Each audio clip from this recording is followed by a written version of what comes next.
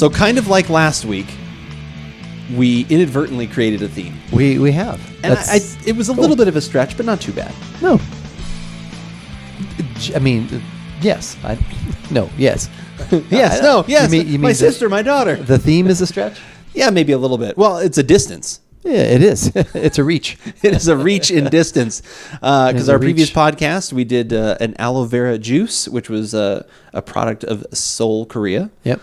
And now we are actually going to do what I believe is the first beer, specifically an IPA now, from Japan, from a microbrewery. For us, our podcast, or for? I think for both of these things. Okay, all right. And that's what we've got for this Give It a Shot. I'm Andrew. And I'm Keith, and we are AboutBeverages.com. And the beverage that we're about today is the Flying IPA from Echigo Brewery in Niigata? Yes.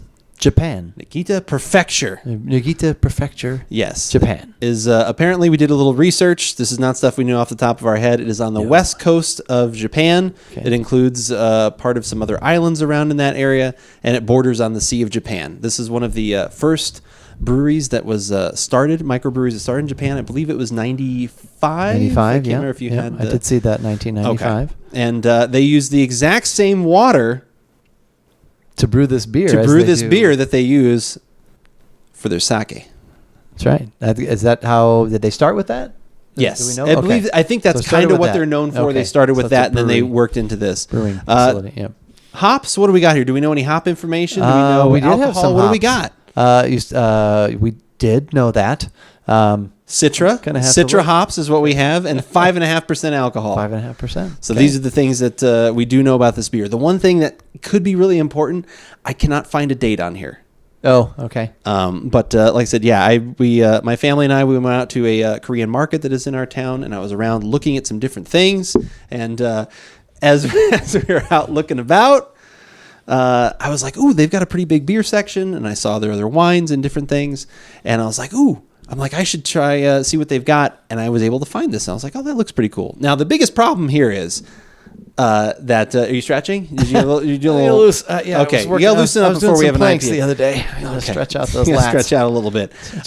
As nice as this graphic is that I found, and I appreciate whoever took this picture very much so, because it was great. They did it in a format where I could take out all the different stuff. So it's just the can. We don't actually have the beer here on the table to drink from, so we're going to need that. Hopefully it's being watched over by our good friend, Mr. Phil Collins. Oh, it is. And he is. Yes. He is watching it. I think the dragon is looking right into his eyes. They are looking at each other, and you can see the dragon's kind of like, not this IPA, Phil. What's not going this on? IPA. Because Phil's trying to get a good nose going on there, and Phil's trying to avert his gaze actually a little bit. Yes. He's kind of looking up a little bit. The dragon, yeah, exactly. Yeah. The dragon is a little bit of a jilted lover, and wow. Okay, I took this to another level. Oh my gosh! Let's just get with the beer. Let's do it. Yeah, let's have the beer. I'm very excited to have it. Like I was glad I found something like this. You came across this at Lily's, right? Yes, Lily's Oriental Market here. They are had a wide array of other different, very random kind of sounding beers. There was like before and after, which had like the picture of like one side looks like a good looking woman. You flip it over and it's a weird looking dude. I've seen some of that kind of stuff like that, you know, like, so I was like, okay, you know, and then they had some other stuff that was called like Power 10,000. And I was like, oh my God, that's got to be a malt liquor. But then when I saw this, I was like, okay, I'm like IPA. And then like quick little bit of research. I was like, okay, this sounds legit. I want to try this. So, cool. And Citra, one of my favorite hops. Yeah. And it's in a can. Yeah, $2. Sorry, I didn't mention the price. It's right around $2. It would be nice to know, brew date or what they're saying, but it's not necessary. We can judge it based on its merits in the glass. Wow, that is. Sorry, yours got a little foamier. That's all right. My apologies. Used to be a detective, Yeah. So, very clear. That is extremely clear. Super clear. Copper. Yeah. And they said their water is quite pure, and I believe it right now. Wow. Yeah, that is. There is. Maybe are my eyes cloudy from all the hazy IPAs we see? No, that is no, I could. Wow. Yeah, you could put an eye chart on the other side of this, and I would be able to read it. It's that clear. So, and like, yeah, what kind of copper? Little orange yellow kind of thing going on there, like new copper penny. Yeah. Okay. So good so far. Small savory, kind of the onion ring thing going on. A little bit of the metallic-y, that's sort of aroma that I associate with European beer, actually. Is that what you're... Yeah, that was the first thing I was going to say. I said I was thinking Citra, the onion ring, that little bit of that kind of savory in there, and then I was going to say a very European nose. Yeah, like I said, it's that metallic and that kind of water kind of reminding me in there. What was it? I'm sorry, you were just saying something else as well. No, I was. Oh, I think you were saying yeasty. Is that'd be the yeast or the malt or? I honestly don't know. Yeah, I mean, it literally could just be the water. Could be the water. I don't really get a lot of fruit though. I get a little bit at the very front end of it, like I said, but yeah, it's so very this could muted. could have some age on it, or like so we've never. This was our first experience with a beer from this part of the world. So I've never heard of a slow boat from Japan, but it could have happened. Yeah, it could have. It's very possible, and again, I don't know. They didn't have cases of this stuff, so maybe they're not going through it that fast. Yeah. But did you look at any ratings for it? I did. Okay. We'll talk about those later. Okay. That's some heavy bitter. Yeah, for 55 IBUs, that's a lot of bitter in there. I think that's quite a bit. Not like it's not over the top for me, but it's more than I thought would be in there at that amount of IBUs. Yeah, it's definitely.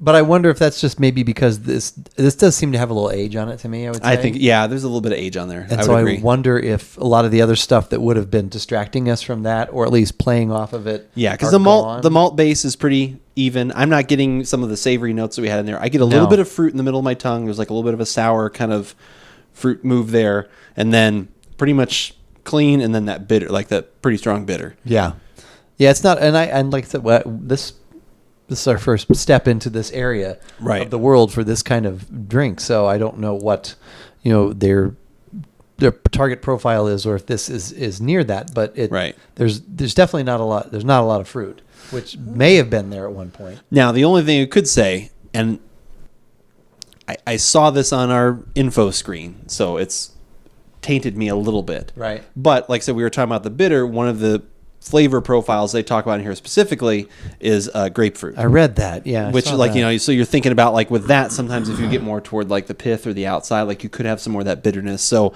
maybe that's what's left over somewhat from the Citra. Like I said, although that's not usually one of the big flavor characteristics of Citra specifically. Yeah. So and maybe there are some other hops in there too, and maybe Citra is just the major one. They don't even really talk much about dry hopping or anything else, but honestly, I don't mind it. No, I think it's I would like to have a fresher one, and if this is a fresh one, then I would try something else. Right. So that would probably be my I don't review think we have any faults in here. I just think we have some age, and maybe just us not knowing exactly, or having some sort of idea of what to expect outside of our normal exposure that we have. But is this the Japanese IPA style, different? Are they trying to, mimic certain things? But I just get a lot of. There are some notes in it that remind me of some sessionable things that I've had here in the States, of some lighter things where like the malt bill is almost super light, and they just are like, let's get a little bit, usually get a little more flavor because they're a little more fresher. They're a little fresher, but.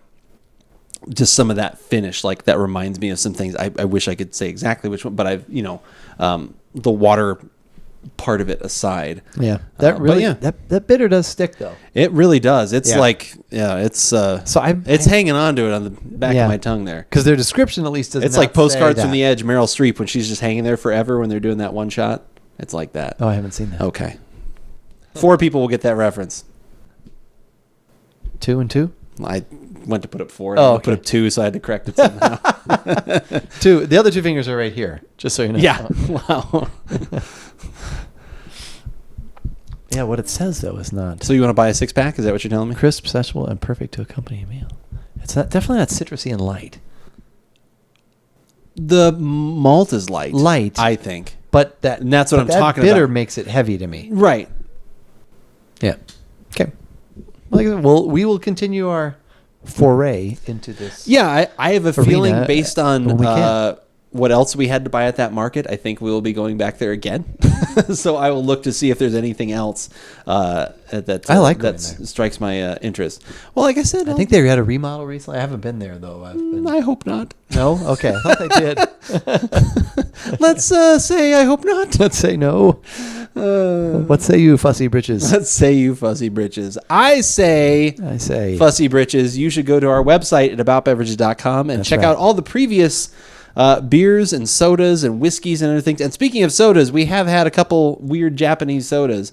Weird in that there were marbles in them. Yes. Well, that's the way those are, but they were definitely different to us. They were different to us. The ramune. Yes. Yeah, those were definitely very interesting. So we've had lots of stuff like that and even things that are more commonplace. I don't think that one would be on YouTube, another place where you can subscribe to us. Like I said, most of those are videos. All videos, actually, although a couple like random ones that I really liked, I put in pictures just because the podcast was so good. But YouTube is another place we would appreciate if you would subscribe to us. And social media. We've gone over this before. Instagram. I'm mixing it up. Instagram, Twitter. I'm blanking. Facebook. Whew. These are all the places. Just search for About Beverages. You will find us. We are always posting things, talking about whatever we're having throughout the week, and enjoying all that kind of stuff. And if you want to join us for some of that enjoyment as well in a live form, interact with us, talk with us about what you're having, what we should be having, and maybe why we're right, why we're wrong. Any of those things. We're always happy for discussion. You can find us most Thursday nights at 6:30 p.m. Pacific on About Beverages. Not About Beverages. Well, it's twitch.tv/About Beverages. But, as we always say, whether we like it or not, you should give it a shot.